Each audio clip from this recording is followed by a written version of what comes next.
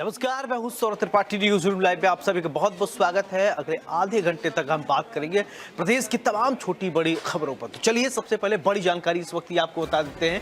तो मुख्यमंत्री योगी आदित्यनाथ से जुड़ी हुई एक बड़ी जानकारी आपको बता रहे हैं लखनऊ से, जहां पर जीएसटी सुधार पर सीएम योगी आदित्यनाथ का बड़ा बयान।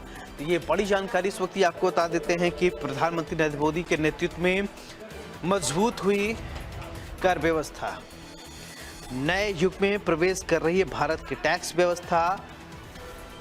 नेक्स्ट जनरेशन जीएसटी रिफॉर्म का संकल्प साकार हुआ है। पीएम मोदी और वित्त मंत्री को सीएम योगी आदित्यनाथ ने बधाई दी है। खाद्यान्न, दवाइयां, शिक्षा सामग्री पर सिर्फ 0 से 5% तक टैक्स। व्यापार सुगमता नई ऊंचाइयों पर पहुंचेगी। मुख्यमंत्री ने कहा कि अब जीएसटी में सिर्फ 2 प्रमुख स्लैब 5% से 18% होंगे। खाद्यान्न, दवाइयां, शिक्षण सामग्री पर 0 से 5% टैक्स। घरेलू खर्च में आएगी कमी। तो जीएसटी सुधार पर सीएम योगी आदित्यनाथ का बयान। प्रधानमंत्री नरेंद्र मोदी के नेतृत्व में मजबूत हुई कर व्यवस्था, नए युग में प्रवेश कर रही है भारत के टैक्स व्यवस्था। नेक्स्ट जनरेशन जीएसटी रिफॉर्म का संकल्प साकार हुआ। पीएम मोदी और वित्त मंत्री को सीएम योगी आदित्यनाथ ने बधाई दी। खाद्यान्न, दवाइयां, शिक्षा सामग्री पर सिर्फ 0 से 5% टैक्स। व्यापार सुगमता पर नई व्यवस्थाओं पर पहुंची कि सीएम ने कहा है कि अब जीएसटी में सिर्फ 2 प्रमुख स्लैब 5% और 18% होंगे।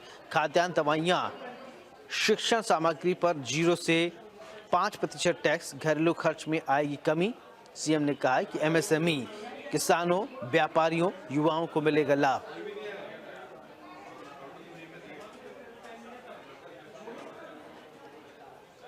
ये बड़ी जानकारी इस वक्त आप देख रहे हैं। इसी खबर पर ज्यादा जानकारी के साथ निकिता सरीर मेरे साथ जुड़ रही हैं। निकिता, मुख्यमंत्री योगी आदित्यनाथ ने संबोधित किया और उन्होंने कहा है कि जो टैक्स स्लैब है उसमें कमी करके सरकार लगातार लोगों को राहत पहुंचाने का काम कर रही है। अपडेट कीजिए, क्या कुछ कहा, क्या जानकारी? देखिए, जीएसटी सुधार के निर्णय पर मुख्यमंत्री योगी आदित्यनाथ ने प्रधानमंत्री नरेंद्र मोदी और साथ ही वित्त मंत्री निर्मला सीतारमण को धन्यवाद देते हुए ये कहा है कि उनकी दूरदर्शी नेतृत्व में जिस तरीके से भारत की कर व्यवस्था एक नए युग में प्रवेश कर रही है, और उन्होंने ये भी कहा है कि स्वाधीनता दिवस पर प्रधानमंत्री द्वारा जो घोषित जनरेशन जीएसटी रिफॉर्म है वो अब धरातल पर उतरता भी दिख रहा है। और ये केवल कर सुधार नहीं बल्कि भारत को उच्च विकास यानी डेवलपमेंट दर वाली जो वैश्विक प्रतिस्पर्धा है उसमें भी अर्थव्यवस्था बनाने की जो दिशा है उसको निर्णायक इसमें एक कदम भी है। और मुख्यमंत्री ने विशेष रूप से कहा है कि इन सुधारों में स्वदेशी से स्वावलंबी की जो भावना है उसको नई ऊर्जा मिलेगी, और उपभोग व्यय में जिस तरीके से वृद्धि में ऑटोमोबाइल मैं बात करूं और टिकाऊ उपभोग वस्तु और साथ ही निर्माण क्षेत्र की मांग बढ़ाने और साथ ही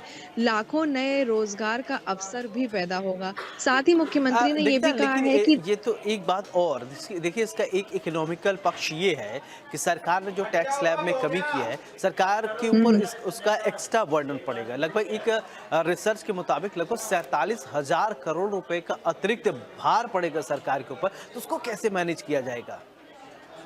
देखिए, जिस तरीके से नए सुधारों के तहत जीएसटी में अब केवल 2 प्रमुख स्लैब की अगर मैं बात करूं, 5% और 18% ये रहने के लिए बात की गई है।